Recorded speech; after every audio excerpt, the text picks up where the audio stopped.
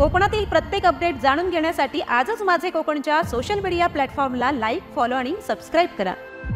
अरबी समुद्रामध्ये शक्ती नावाचे चक्रीवादळ घोंगावत असल्याने महाराष्ट्र किनारपट्टीवरती सतर्कतेचा इशारा देण्यात आलेला आहे।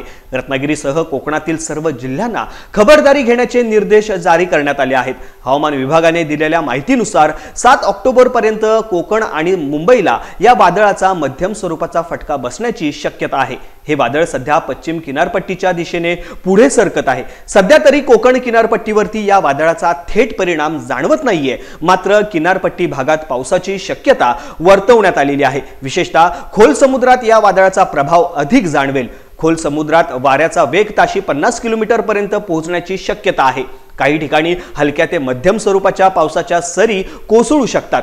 या पार्श्वभूमीवरती मच्छीमारांना समुद्रात मासेमारीसाठी न जाण्याचे आवाहन करण्यात आलेले आहे।